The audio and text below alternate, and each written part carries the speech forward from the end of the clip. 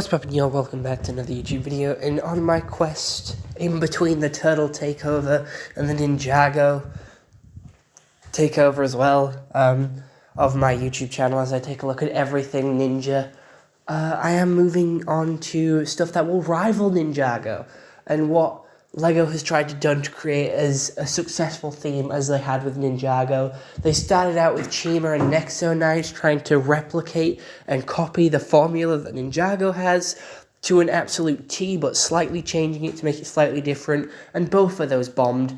They tried to switch it up a little bit with Hidden Side, and now with Monkie Kid they're switching it up a little bit more and created something that I think is near perfect and such a good show. It has 3 seasons, and today we're taking a look at Season 2 and 3.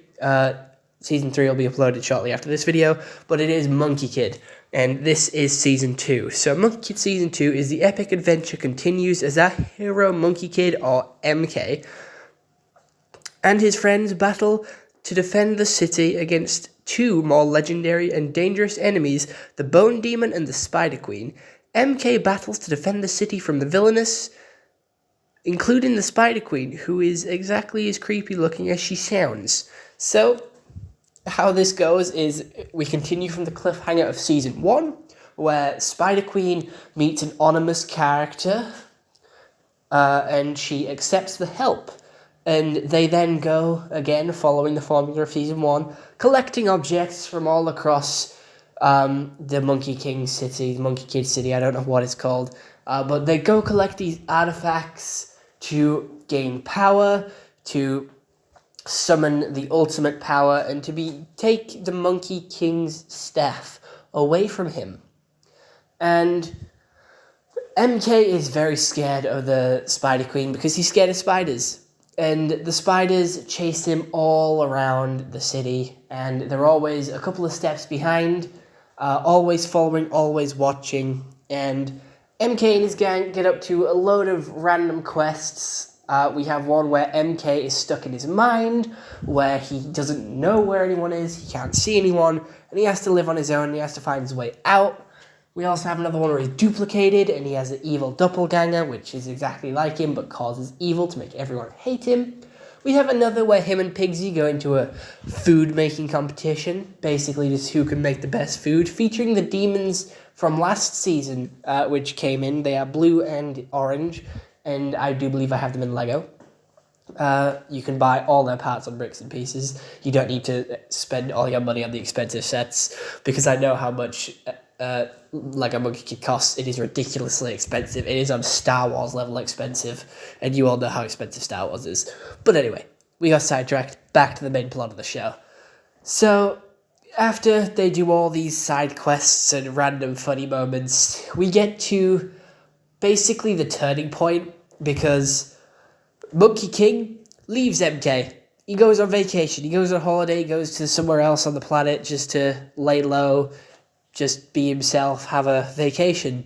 And he leaves MK in the midst of training, so MK now has to train on his own, and he comes up against the Spider Queen, and he doesn't know how to handle it on his own. He doesn't know how to do it on his own, and we see a darker side to MK here, where he has his doubts, his fears, his worries, and he's put up against spiders, which again is another thing that he's scared of. Gradually throughout the season, we have his friends going missing, because the Spider Queen has taken them and put them in her dungeon, as well as other people from the city, to power the soul machine that they have. I forgot what they called it.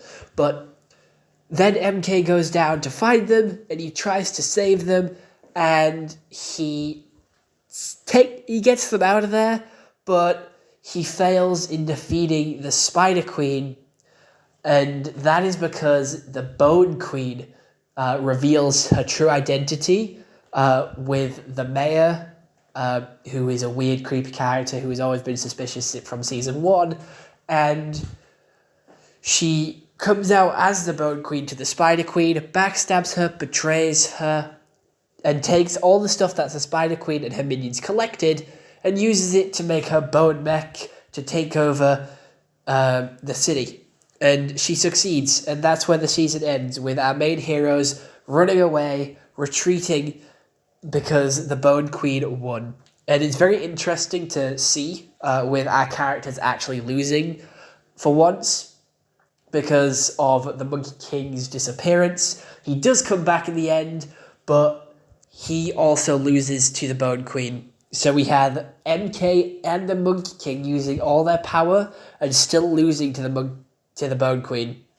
It is very upsetting. It builds a lot of tension and a lot of suspense for season 3. It builds a lot of there's a lot of loss of hope here. Our characters are down, our characters are upset, our characters don't know what to do, and it seems to leave on such a disappointing cliffhanger. Again, like Endgame, everyone seems to be copying the Infinity War Endgame thing now, having our heroes lose and be left with disappointment until the next season, left on edge with what's going to happen. Will they prevail or will they lose? And it just puts us in a place where we've had such a good, joyous time with these random side quests, these random gangs, these random sort of events that go on throughout the season. We've had races, we've had cooking competitions, we've had them playing video games, we've had them just being themselves, having fun as friends, spending time together, getting to know the characters a little bit more. We got introduced to them in the first season, but the second season really expands on some of the characters. We know more about Pigsy now, and we know that he isn't just an angry shopkeeper. We know more about Monkey Kid and his worries, his fears, him trying to be this great warrior, try and take the place of the Monkey King, but still struggling and still not getting the hang of it and worrying about it because he's not going to be good enough, and he needs to be good enough now, and he can't wait. He needs to be strong now, and he just can't do it. And we see how that affects him and how it affects the rest of the team with his doubts and his fears.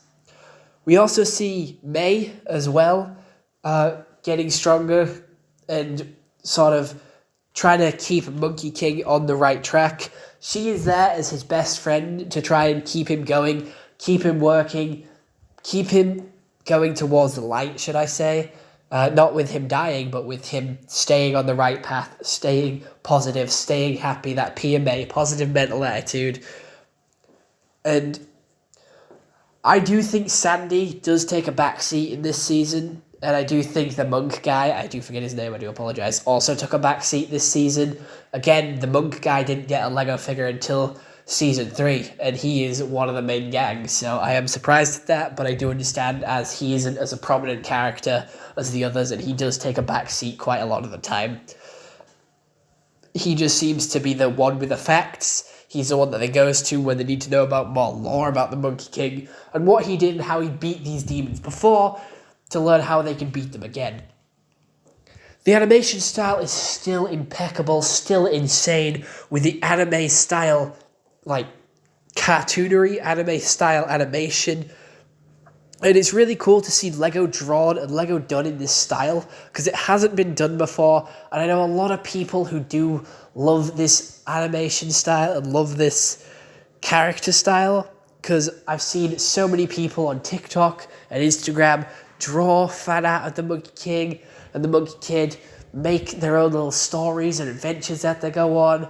And it just has such a really nice fan base, and a lot of people are fans of this show, so I'm shocked that it's been cancelled. I don't know why it's been cancelled, but we have no more Lego sets for the Monkey Kid, and we have a season 4, which I do believe is getting cancelled, which is very unfortunate because I do love this series, and I did wish it all the best, and I watched it as soon as it came out, and for whatever reason, I think Amazon cancelled it because Amazon are the ones which are sort of pushing for it as it being an Amazon Prime original. We even have the Dark Monkey King, the macaw, return in this season, again feeding off MK's doubts, trying to get him to doubt himself more, again just being the sideline, the voice of darkness to Monkey Kid, and just showing him that he isn't good enough, but he can give him dark power to make him powerful enough. All he has to do is hand over the staff. Because everyone wants the staff because it's a magical artifact and it is really incredible and it's very powerful.